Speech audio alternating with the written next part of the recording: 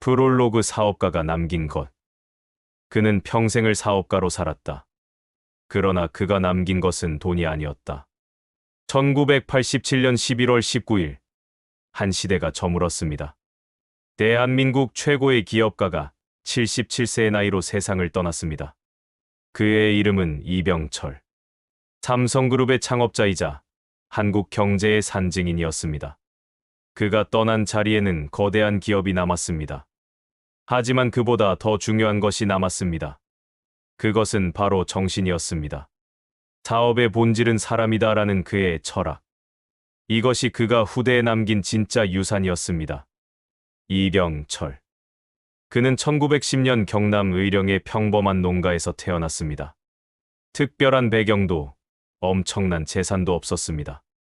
하지만 그에게는 남다른 것이 있었습니다. 관찰력과 통찰력, 그리고 사람을 보는 눈이었습니다. 오늘 우리가 아는 삼성, 세계 1위 반도체 기업, 글로벌 전자 제국. 이 모든 것이 한 청년의 작은 미숫가루 장사에서 시작되었다는 것을 아는 사람은 많지 않습니다. 이병철의 이야기는 단순한 성공담이 아닙니다. 이것은 가난한 시골 소년이 어떻게 대한민국 최고의 기업가가 되었는지, 그리고 그가 어떻게 사람 중심 경영이라는 새로운 철학을 만들어냈는지에 대한 기록입니다. 그는 말했습니다. 사업은 사람이 하는 것이다. 기술도, 자본도, 시설도 중요하지만 결국 그 모든 것을 움직이는 것은 사람이다. 이 말은 단순한 격언이 아니었습니다. 그것은 그가 평생을 실천한 경영의 핵심이었습니다. 그는 건물보다 사람에 투자했고 설비보다 인재 육성에 힘을 쏟았습니다. 오늘부터 30분간 우리는 이병철이라는 한 인간의 여정을 따라갑니다. 가난한 농촌 소년에서 대한민국 최고의 기업가로, 전쟁의 폐허에서 글로벌 기업의 창업자로, 그리고 무엇보다 돈보다 사람을 중시한 경영자로. 이 이야기는 과거의 기록이 아닙니다. 이것은 지금도 유효한, 아니 지금이야말로 더욱 필요한 메시지입니다. 사업의 본질이 무엇인지, 진정한 성공이 무엇인지, 그리고 우리가 후대에 무엇을 남겨야 하는지. 지금부터 이병철의 세계로 들어갑니다. 한장 가난한 농가의 아들. 1910년 2월 12일, 경상남도 의령군 정곡면 중교리. 작은 농촌 마을에서 이병철은 태어났습니다. 집안은 그리 부유하지 않았습니다. 아버지 이찬우는 작은 땅을 일구는 농부였고, 어머니는 6남매를 키우느라 하루도 쉴 날이 없었습니다. 이병철은 막내였습니다. 막내라는 것은 형들의 그늘에서 자라야 한다는 의미였습니다. 하지만 어린 병철은 남달랐습니다. 그는 주변을 관찰하는 것을 좋아했습니다. 장날이면 장터에 나가 상인들이 어떻게 물건을 파는지, 사람들이 무엇을 원하는지 지켜봤습니다. 왜 저 가게는 손님이 많고 저 가게는 손님이 없을까? 어린 병철의 머릿속에는 항상 이런 질문들이 가득했습니다. 그는 단순히 보는 것이 아니라 분석했습니다. 어떤 물건이 잘 팔리는지, 어떤 말투가 손님을 끄는지, 어떤 가게 배치가 효율적인지. 소학교를 졸업한 후 병철은 더 큰 세상을 보고 싶었습니다. 그는 진주의 중학교에 진학했습니다. 당시로서는 보기 드문 일이었습니다. 농촌의 막내 아들이 중학교까지 간다는 것은 집안에 큰 결단이 필요했습니다. 진주에서 그는 처음으로 근대를 경험했습니다. 전기가 들어오는 건물, 자동차, 서양식 상점들. 이 모든 것이 어린 병철에게는 충격이었습니다. 그리고 그는 깨달았습니다. 세상은 넓고 기회는 많다는 것을. 1926년 16살의 이병철은 더 큰 결심을 했습니다. 일본 유학을 가기로 한 것입니다. 당시 일본은 아시아에서 가장 발전한 나라였습니다. 서양의 문물과 기술이 들어오는 곳이었습니다. 도쿄의 와세다 대학 전문부에 입학한 이병철. 그는 상업과 경제를 공부했습니다. 하지만 그보다 더 많은 것을 배웠습니다. 일본의 기업들이 어떻게 운영되는지, 상인들이 어떻게 신용을 쌓는지, 현대적인 경영이 무엇인지. 그는 미쓰비시 같은 대기업들의 본사를 찾아다녔습니다. 어떻게 그 많은 사람들을 관리하는지, 어떻게 전국에 지점을 두는지, 어떻게 품질을 유지하는지. 그는 모든 것을 흡수했습니다. 3년간의 유학 생활 동안 이병철은 단순한 학생이 아니었습니다. 그는 미래의 기업가였습니다. 강의실에서 이론을 배우고, 거리에서 실전을 관찰하고, 밤에는 노트에 정리하며 자신만의 경영 철학을 다듬어갔습니다. 1929년, 그는 조선으로 돌아왔습니다. 20살이 된 청년의 가슴 속에는 꿈이 가득했습니다. 나도 사업을 하겠다. 그리고 조선의 큰 회사를 만들겠다. 하지만 현실은 냉혹했습니다. 조선은 일제의 식민지였고 경제는 피폐했습니다. 대부분의 큰 사업은 일본인들이 장악하고 있었습니다. 조선인이 사업을 한다는 것은 쉽지 않은 일이었습니다. 그럼에도 이병철은 포기하지 않았습니다. 그는 차근차근 준비했습니다. 작은 일부터 시작하자. 신용을 쌓자. 사람을 모으자. 그렇게 기회를 기다렸습니다. 그리고 1938년 드디어 그 기회가 왔습니다. 28살의 이병철은 자신의 첫 사업을 시작할 준비가 되어 있었습니다. 어린 시절 장터에서 관찰하던 그 소년이 이제 상인이 되려 하고 있었습니다. 일본에서 배운 그 청년이 이제 조선에서 실천하려 하고 있었습니다. 이병철의 첫 자본은 돈이 아니었습니다. 그것은 관찰력이었고, 배움이었고, 준비였습니다. 그리고 무엇보다 조금 더 나은 세상을 만들겠다는 결심이었습니다. 두장 미숫가루 장사에서 삼성상회까지. 1938년 3월 1일, 대구에서 작은 상점이 문을 열었습니다. 간판에는 삼성상회라고 쓰여 있었습니다. 28살 이병철의 첫 사업이었습니다. 삼성. 이 이름에는 의미가 있었습니다. 세 개의 별. 크고, 밝고, 영원히 빛나는 별. 이병철은 자신의 사업이 그렇게 되기를 꿈꿨습니다. 초기 자본금은 3만 원. 당시로서도 그리 큰 돈은 아니었습니다. 삼성상회가 취급한 것은 미국, 어물, 건어물이었습니다. 조선 사람들이 매일 먹는 것들. 가장 기본적인 것들이었습니다. 왜 이런 평범한 물건을 파느냐고요? 사람이 가장 필요로 하는 것이 바로 이런 것들입니다. 화려하지 않아도 됩니다. 꼭 필요한 것을 정직하게 팔면 됩니다. 이병철의 경영 철학은 처음부터 명확했습니다. 첫째, 품질. 둘째, 신용. 셋째, 사람. 품질은 타협하지 않았습니다. 같은 쌀이라도 가장 좋은 것을 골랐습니다. 썩은 생선은 절대 팔지 않았습니다. 비싸더라도 좋은 것만 취급했습니다. 신용은 더욱 중요했습니다.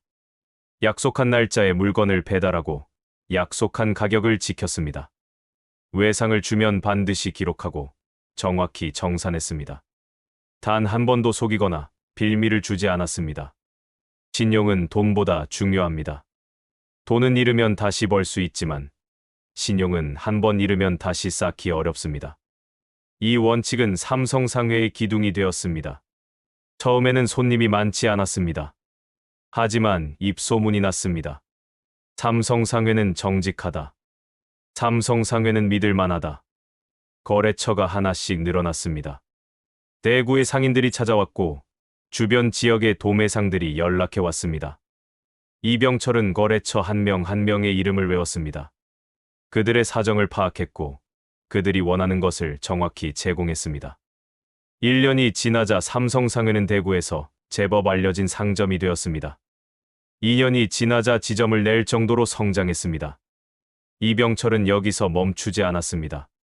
그는 새로운 사업을 구상했습니다.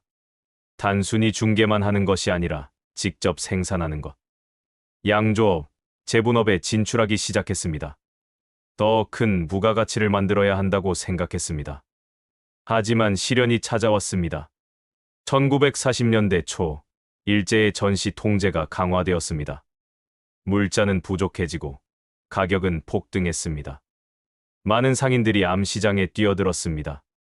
부정한 방법으로 큰 돈을 벌 수 있었습니다. 이병철은 거절했습니다. 지금 돈을 벌면 뭐합니까? 나중에 이 나라가 바로 서면 그때 제대로 사업을 해야죠. 지금 신용을 잃으면 미래가 없습니다. 쉽지 않은 결정이었습니다. 사업은 어려워졌고 수익은 줄어들었습니다. 하지만 이병철은 원칙을 지켰습니다.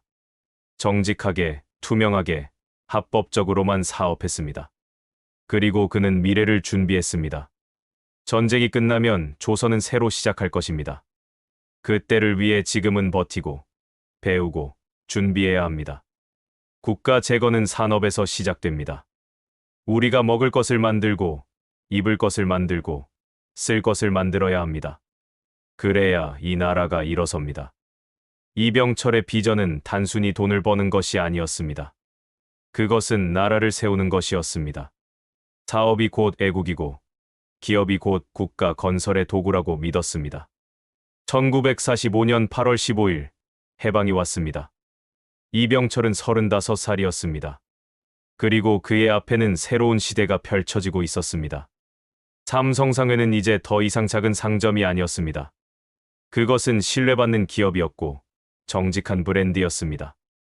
이병철은 이 신용 위에서 더 큰 꿈을 펼칠 준비가 되어 있었습니다. 그가 7년간 쌓은 것은 돈이 아니라 신뢰였습니다. 그 신뢰가 곧 삼성의 진짜 자산이었고 앞으로 펼쳐질 거대한 사업의 토대였습니다. 세장 전쟁과 재기의 시기.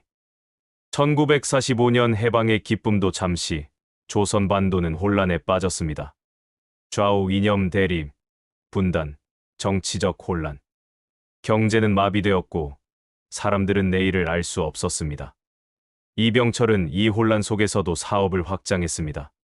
1948년 그는 서울로 본사를 옮기고 삼성물산공사를 설립했습니다. 무역업에 본격적으로 뛰어든 것입니다. 하지만 평화는 오래가지 못했습니다. 1950년 6월 25일 전쟁이 터졌습니다. 한국전쟁. 3년간 이어진 이 전쟁은 모든 것을 파괴했습니다. 이병철도 예외가 아니었습니다. 서울의 본사는 불타고 대구의 공장은 폭격당했습니다. 쌓아온 모든 자산이 순식간에 사라졌습니다. 40살 중년 사업가의 앞에는 폐허만 남았습니다. 끝났구나. 많은 사람들이 그렇게 생각했습니다. 하지만 이병철은 달랐습니다. 그는 일본으로 건너갔습니다. 피난이 아니라 재기를 위한 준비였습니다. 일본에서 그는 다시 공부했습니다. 전후 복구 사업을 관찰하고 새로운 산업 트렌드를 배우고 미래를 준비했습니다. 그리고 1년 후 그는 다시 한국으로 돌아왔습니다. 이제 시작입니다. 전쟁이 끝나면 모든 것을 다시 지어야 합니다. 그것이 바로 기회입니다. 1953년 휴전 후 이병철은 빠르게 움직였습니다. 첫 번째로 설립한 것은 제1제당이었습니다. 1953년 한국 최초의 설탕 제조 회사였습니다. 사람은 먹어야 삽니다. 전쟁으로 황폐해진 이 땅에서 가장 필요한 것이 먹을 것입니다. 설탕은 기본 중의 기본입니다. 제1제당은 성공했습니다. 한국인들은 단맛에 목말라 있었고 제1제당의 설탕은 불티나게 팔렸습니다. 이병철은 여기서 멈추지 않았습니다. 1954년 제1모직을 설립했습니다. 한국 최초의 모직 제조 회사였습니다. 먹는 것 다음은 입는 것입니다. 좋은 옷을 만들어야 합니다. 삼성은 먹을 것, 입을 것, 살고지라는 명확한 비전을 가지고 움직였습니다. 이것은 단순한 사업 전략이 아니었습니다. 그것은 전쟁으로 무너진 나라를 다시 세우겠다는 사명감이었습니다. 1950년대 후반, 한국은 여전히 가난했습니다. 1인당 국민소득은 100달러도 안 됐습니다. 대부분의 사람들은 하루 세 끼도 제대로 먹지 못했습니다. 산업 기반은 거의 없었습니다. 하지만 이병철은 믿었습니다. 이 나라는 일어설 것입니다. 그리고 산업이 그 중심이 될 것입니다. 우리가 만드는 것, 우리가 생산하는 것이 이 나라의 미래입니다. 그는 단순히 돈을 벌기 위해 사업한 것이 아니었습니다. 그는 나라의 기반을 만들고 있었습니다. 제1제당의 설탕 한 스푼, 제1모직의 옷감 한 필이 모두 대한민국의 산업 기반이었습니다. 1960년대에 접어들면서 삼성은 이미 한국 최대의 기업 그룹 중 하나가 되어 있었습니다. 하지만 이병철의 야망은 여기서 멈추지 않았습니다. 그는 새로운 비전을 제시했습니다. 수입보다 수출, 모방보다 창조. 이제는 단순히 만드는 것을 넘어서 기술을 개발하고 세계 시장에 진출해야 한다는 것이었습니다. 1950년대의 전쟁 폐허에서 이병철은 다시 일어섰습니다. 그에게 실패는 멈춤이 아니라 방향 전환이었습니다. 모든 것을 잃었지만 그는 다시 시작할 수 있었습니다. 왜? 그가 쌓은 신용이 있었기 때문입니다. 사람들은 여전히 삼성을 믿었습니다. 직원들은 다시 모여들었습니다. 거래처는 다시 문을 열었습니다. 이병철이 증명한 것은 단순합니다. 진짜 자산은 돈이 아니라 신뢰라는 것. 건물이 무너져도, 공장이 불타도 신뢰만 있으면 다시 시작할 수 있다는 것. 그리고 그는 이제 더 큰 도전을 준비하고 있었습니다. 한국을 산업 국가로 만드는 것. 삼성을 글로벌 기업으로 키우는 것. 그 꿈은 1960년대 말부터 현실이 되기 시작했습니다. 내장 산업화와 삼성의 성장. 1960년대 중반. 한국은 급격한 변화의 시기를 맞이하고 있었습니다. 박정희 정부의 경제개발 5개년 계획이 본격화되고 수출주도 성장 전략이 추진되고 있었습니다. 이병철은 이 흐름을 정확히 읽었습니다. 이제는 단순한 제조업을 넘어서야 합니다. 기술 집약적인 산업, 부가가치가 높은 산업으로 가야 합니다. 1969년 1월 역사적인 결정이 내려졌습니다. 삼성전자 설립. 당시로서는 상상하기 어려운 도전이었습니다. 한국은 전자 제품을 만들 기술도 경험도 없었습니다. 모든 것을 수입에 의존하고 있었습니다. 주변에서는 만류했습니다. 왜 굳이 어려운 길을 가십니까? 지금 하는 사업도 잘 되고 있지 않습니까? 하지만 이병철의 생각은 확고했습니다. 기술 자립이 국가의 힘입니다. 우리가 만들지 못하면 영원히 남의 나라에 의존해야 합니다. 어렵더라도 해야 합니다. 삼성전자의 첫 제품은 흑백 텔레비전이었습니다. 일본의 산요와 기술 제휴를 맺고 부품을 수입해서 조립했습니다. 완전한 국산은 아니었지만 그것은 시작이었습니다. 지금은 조립이지만 언젠가는 우리가 직접 설계하고 직접 만들 것입니다. 그날을 위해 지금은 배우는 것입니다.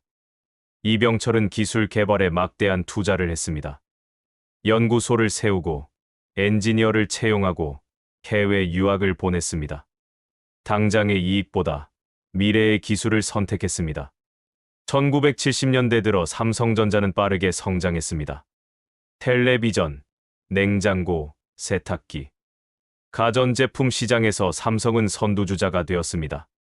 하지만 이병철은 만족하지 않았습니다. 가전은 시작일 뿐입니다. 진짜는 반도체입니다. 1974년 이병철은 한국반도체를 인수했습니다. 이것이 훗날 삼성의 반도체 사업의 시작이 되었습니다. 당시 반도체는 미국, 일본의 동무대였습니다. 한국이 끼어들 틈이 있어 보이지 않았습니다. 하지만 이병철은 확신했습니다.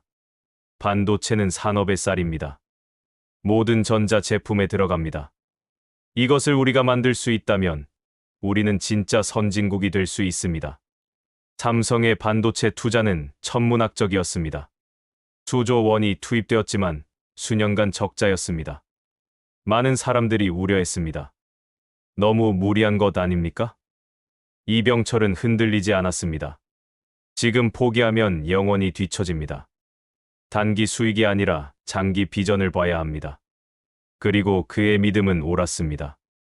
1980년대에 들어서면서 삼성의 반도체는 국제 경쟁력을 갖추기 시작했습니다. 1992년 삼성은 세계 최초로 64메가 D램을 개발했습니다. 한국이 반도체 강국으로 발돋움하는 순간이었습니다. 이병철의 산업화 철학은 명확했습니다. 수입보다 수출, 모방보다 창조. 단순히 외국 제품을 베끼는 것이 아니라 우리만의 기술을 개발하는 것. 단순히 국내에서 파는 것이 아니라 세계 시장에 진출하는 것. 1970년대 말 삼성은 이미 한국 최대의 기업 그룹이었습니다. 전자, 화학, 건설, 금융까지. 삼성의 사업 영역은 계속 확장되었습니다. 하지만 이병철이 가장 신경 쓴 것은 사업의 크기가 아니었습니다. 그것은 바로 사람이었습니다. 삼성은 사람을 키우는 학교여야 합니다. 이병철은 항상 직원들에게 이렇게 말했습니다. 회사는 단순히 돈을 버는 곳이 아니라 사람이 성장하는 곳이어야 한다고. 기술을 배우고 경험을 쌓고 인격을 완성하는 곳이어야 한다고. 그래서 삼성은 교육에 투자했습니다. 사내 대학을 만들고 해외 연수를 보내고 최고의 전문가를 초빙해 강의를 들었습니다. 삼성 직원들은 단순한 노동자가 아니라 전문 인력으로 성장했습니다. 사업의 본질은 사람입니다. 좋은 사람이 모이면 좋은 회사가 됩니다. 좋은 회사가 모이면 좋은 국가가 됩니다. 이병철의 이 철학은 삼성의 DNA가 되었습니다. 그리고 이것이 삼성을 글로벌 기업으로 만든 진짜 힘이었습니다. 1980년대 중반, 70을 넘긴 이병철은 여전히 현역이었습니다. 매일 아침 출근하고 현장을 점검하고 직원들과 대화했습니다. 그의 열정은 나이를 초월했습니다. 하지만 그는 알고 있었습니다. 자신의 시대는 저물어가고 있다는 것을. 이제는 다음 세대에게 넘겨줄 때가 되었다는 것을. 이병철이 평생 반복한 이 한마디에는 그의 모든 철학이 담겨 있습니다. 단순한 격언이 아니라 그가 실천한 경영의 핵심이었습니다. 기계는 사람이 만든 것입니다. 기술도 사람이 개발한 것입니다. 자본도 사람이 모은 것입니다. 결국 모든 것의 시작과 끝은 사람입니다. 이병철은 사람을 보는 눈이 남달랐습니다. 학벌이나 배경보다 그 사람의 됨됨이와 가능성을 봤습니다. 실제로 삼성 초창기 핵심 인재들 중 상당수는 이병철이 직접 발굴한 사람들이었습니다. 어느 날 이병철은 공장을 시찰하다가 한 청년 노동자를 발견했습니다. 다른 사람들이 쉴 때도 혼자 기계를 뜯어보며 공부하고 있었습니다. 이병철은 그를 불렀습니다. 자네, 이름이 뭔가? 김철수입니다. 왜 쉬지 않고 기계를 보고 있나? 배우고 싶습니다. 더 잘하고 싶습니다. 이병철은 미소 지었습니다. 좋아. 자네를 기술연구소로 보내주겠네. 마음껏 배우게. 그 청년은 훗날 삼성전자의 핵심 기술자가 되었습니다. 큰일은 사람이 아니라 사람의 마음이 한다. 이병철의 또 다른 명언입니다. 단순히 능력 있는 사람을 모으는 것이 아니라 그들의 마음을 얻는 것이 중요하다는 뜻입니다. 그래서 이병철은 직원들의 복지에 관심이 많았습니다. 당시로서는 파격적인 수준의 급여를 주었고 의료비를 지원하고 자녀 교육비를 보조했습니다. 직원들이 걱정 없이 일할 수 있어야 합니다. 가족 걱정, 건강 걱정을 하면서 어떻게 좋은 일을 하겠습니까? 하지만 이병철은 온정주의자가 아니었습니다. 그는 결과에는 냉정했습니다. 조직은 가족이어야 한다. 그러나 결과에는 냉정해야 한다. 능력이 없거나 노력하지 않는 사람은 가차없이 내보냈습니다. 정실 인사나 연고주의는 절대 용납하지 않았습니다. 오직 능력과 성과만이 기준이었습니다. 어느 날, 한 임원이 자신의 친척을 채용해달라고 부탁했습니다. 이병철은 단호히 거절했습니다. 자네 친척이라고 특별 대우할 순 없네. 공개 채용에 지원하게 하고 합격하면 들어오는 거야. 그게 원칙이네. 이병철의 인재관은 단순했습니다. 실력 있는 사람을 뽑고 마음껏 일하게 하고 공정하게 평가하는 것. 특혜도 차별도 없는 시스템. 인재를 아끼되 인재에게 의존하지 마라. 이병철의 또 다른 명언입니다. 특정 개인에게 의존하는 조직은 위험하다는 뜻입니다. 시스템을 만들고 그 안에서 누구나 성장할 수 있게 해야 한다는 것이었습니다. 그래서 삼성은 체계적인 인사 시스템을 만들었습니다. 공정한 평가, 투명한 승진, 명확한 보상. 이 시스템 덕분에 삼성은 수많은 인재들이 모여드는 회사가 되었습니다. 이병철은 또한 교육의 중요성을 강조했습니다. 배움에는 끝이 없다. 최고 경영자도 계속 배워야 한다. 그 자신이 실천했습니다. 70이 넘은 나이에도 매일 신문을 읽고 책을 보고 세미나에 참석했습니다. 새로운 기술, 새로운 트렌드를 계속 공부했습니다. 직원들에게도 같은 것을 요구했습니다. 삼성은 엄청난 교육 비용을 투자했습니다. 사내 대학, 해외 연수, 전문가 초청 강연. 삼성 직원들은 끊임없이 배웠고 성장했습니다. 회사는 학교다. 직원은 학생이다. 그리고 모두가 선생이다. 이병철의 이 말에는 깊은 의미가 있습니다. 회사에서 서로 배우고 가르치며 함께 성장한다는 것. 상하 관계가 아니라 학습 공동체라는 것. 이병철의 사람 중심 경영은 수많은 후계 기업가들에게 영향을 미쳤습니다. 현대의 정주영, LG의 구인회, SK의 최종현. 그들 모두 이병철의 철학에서 배웠습니다. 회사는 사회의 공기다. 좋은 사람을 키워 사회에 내보내는 것이 우리의 책임이다.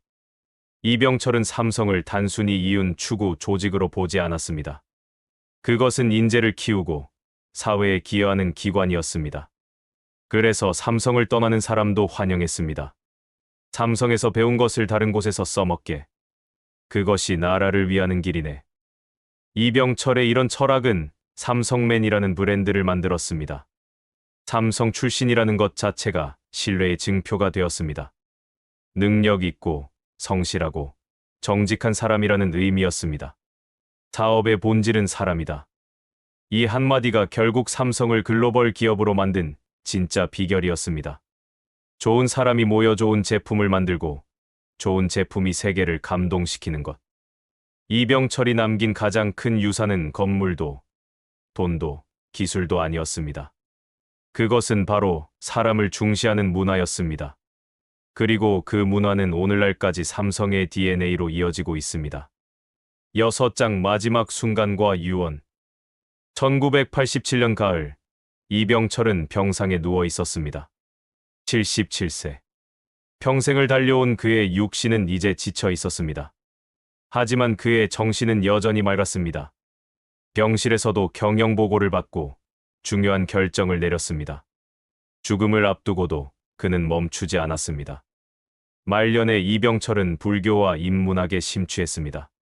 젊은 시절에는 오직 사업만 생각했다면 이제는 삶의 의미를 되돌아보는 시간이었습니다. 내가 평생 무엇을 했는가? 돈을 벌었는가? 회사를 키웠는가? 아니다. 나는 사람을 만났고 사람과 함께 일했다. 그것이 내 인생의 전부였다. 그는 가끔 창밖을 바라보며 말했습니다.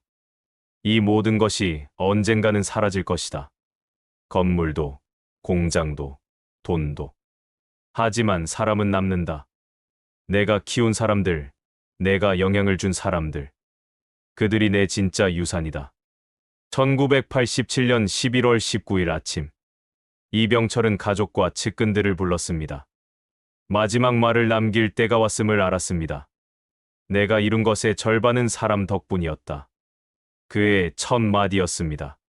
평생의 성공을 자신의 공으로 돌리지 않았습니다. 함께한 사람들, 믿어준 사람들, 도와준 사람들의 덕분이라고 했습니다. 삼성은 이제 여러분의 것이다. 나의 것이 아니다. 잘 지켜주게. 그리고 더 크게 키워주게. 그는 후계자들에게 당부했습니다. 단순히 회사를 유지하는 것이 아니라 계속 성장시키라고. 멈추면 죽는다고. 항상 앞으로 나아가야 한다고. 하지만 기억하게. 크기가 중요한 게 아니라네. 사람이 중요하네. 직원을 가족처럼 대하게. 고객을 귀하게 여기게. 사회에 기여하게. 그는 또 말했습니다. 기술에 투자하게. 연구개발을 멈추지 말게. 남들이 가지 않은 길을 가게. 그것이 삼성이 살아남는 길이네. 그리고 마지막으로 그는 이렇게 말했습니다. 내게 후회가 있다면 단 하나. 가족과 더 많은 시간을 보내지 못한 것. 자네들, 가족을 소중히 하게. 일도 중요하지만 가족은 더 중요하네. 11월 19일 오후 1시 58분. 이병철은 조용히 눈을 감았습니다. 77년의 파란만장한 삶이 막을 내린 순간이었습니다. 장례식장에는 수만 명의 사람들이 찾아왔습니다. 대통령부터 공장 노동자까지 모두가 한 시대의 거목이 쓰러진 것을 애도했습니다. 한 노동자는 눈물을 흘리며 말했습니다. 회장님은 저희를 사람으로 대해 주셨습니다. 단순한 일꾼이 아니라 가족으로. 그분 같은 경영자는 다시 없을 겁니다. 한 임원은 이렇게 말했습니다. 회장님의 가장 큰 가르침은 사람의 중요성이었습니다. 그분은 항상 사람을 먼저 생각하셨습니다. 그것이 삼성을 삼성답게 만든 이유입니다. 이병철이 떠난 후 그의 철학은 아들 이건희에게 이어졌습니다. 이건희는 아버지의 정신을 계승하면서도 자신만의 방식으로 삼성을 발전시켰습니다. 마누라와 자식 빼고 다 바꿔라. 이건희의 유명한 말입니다. 변화와 혁신을 강조한 것이지만 그 근본에는 아버지 이병철의 사람 중심 철학이 깔려 있었습니다. 그리고 이제 이재용 시대 3세 경영의 시작입니다. 하지만 변하지 않는 것이 있습니다. 바로 사람입니다. 이병철이 심은 그 씨앗은 3대를 거쳐 여전히 살아 숨쉬고 있습니다. 이병철의 무덤은 경기도 용인에 있습니다. 소박한 묘입니다. 화려하지 않고 웅장하지 않습니다. 그가 원한 대로입니다. 나를 기억해주는 것은 묘비가 아니라 사람이면 좋겠네. 내가 키운 사람들이 잘 살아가는 것. 그것이 내게는 가장 큰 기념비네. 그의 유언대로 오늘도 수만 명의 삼성 사람들이 전 세계에서 일하고 있습니다. 그들은 단순히 월급을 받는 직원이 아닙니다. 그들은 이병철의 정신을 이어받은 계승자들입니다. 이병철은 물질보다 신뢰를 남겼고 재산보다 정신을 유산으로 남겼습니다. 그리고 그 정신은 지금도 앞으로도 계속 이어질 것입니다. 한 세대의 기업가는 사라졌지만 그의 정신은 여전히 살아 있습니다. 에필로그 여전히 사람으로 숨쉬는 정신. 한 세대의 기업가는 사라졌지만 그의 정신은 여전히 살아 있다. 2024년 오늘 이병철이 떠난 지 37년이 지났습니다. 세상은 완전히 바뀌었습니다. 스마트폰, AI, 메타버스. 그가 상상하지 못했던 기술들이 세상을 지배하고 있습니다. 하지만 변하지 않은 것이 있습니다. 바로 삼성입니다. 아니, 정확히는 삼성의 정신입니다. 오늘날 삼성전자는 세계 1위 반도체 기업입니다. 스마트폰 세계 시장 1위입니다. 연 매출 300조 원이 넘는 글로벌 거인입니다. 전 세계 70여 개국에 진출해 있고 30만 명이 넘는 직원이 일하고 있습니다. 이 놀라운 성장의 배경에는 무엇이 있을까요? 기술, 자본, 전략, 물론 그것들도 중요합니다. 하지만 가장 근본적인 것은 사람입니다.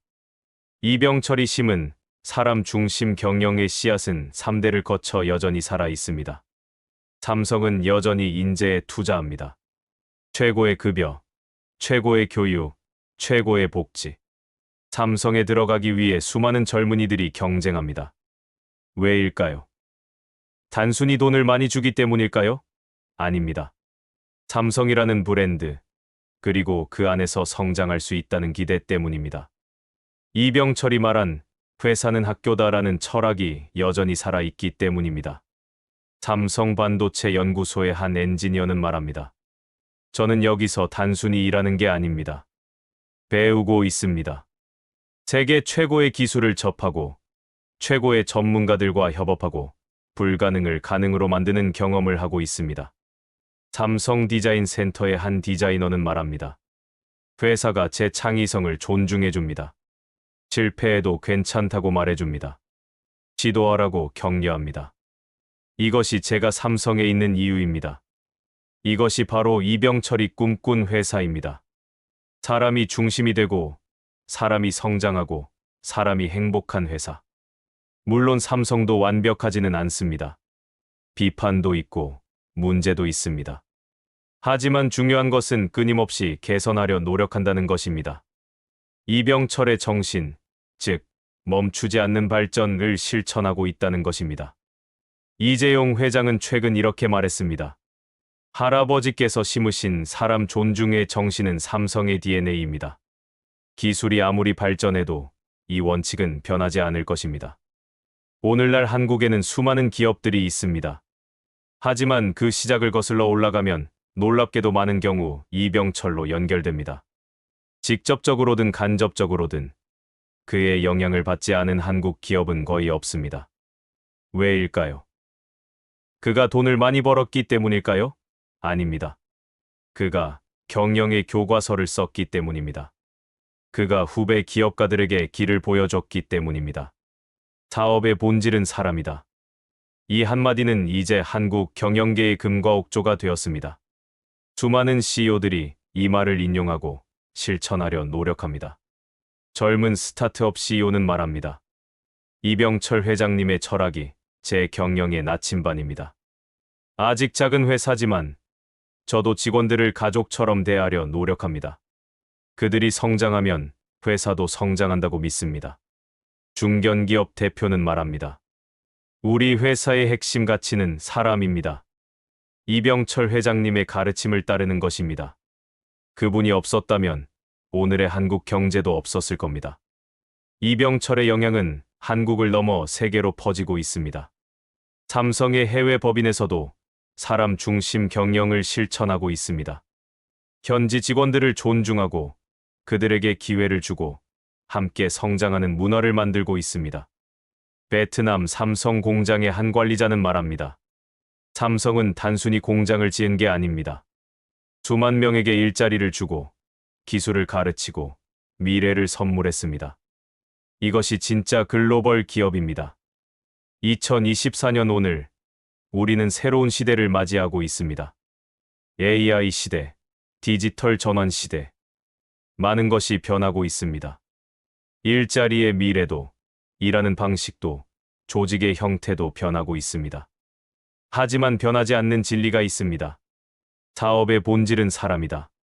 기술이 아무리 발전해도 AI가 아무리 똑똑해져도 결국 그것을 만들고 사용하고 혜택을 누리는 것은 사람입니다. 이병철은 70년 전에 이미 이것을 알았습니다. 그래서 건물보다 사람에 투자했고 기계보다 교육에 투자했습니다.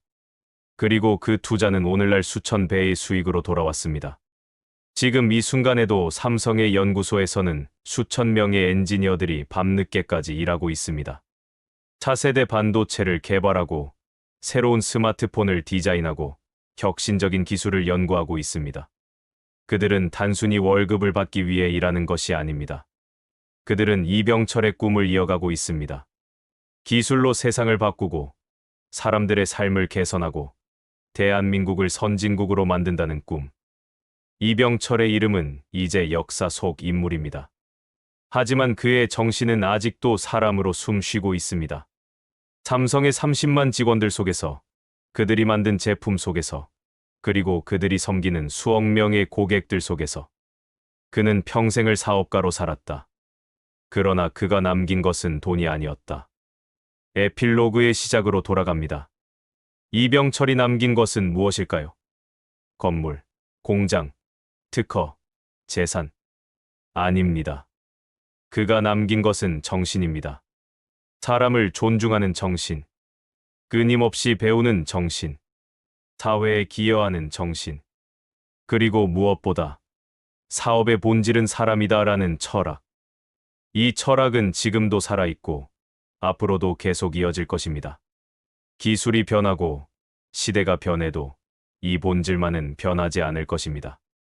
이병철. 그의 이름은 역사가 되었지만 그의 정신은 영원합니다. 그리고 그 정신은 오늘도 내일도 계속해서 사람으로 숨쉬고 있습니다.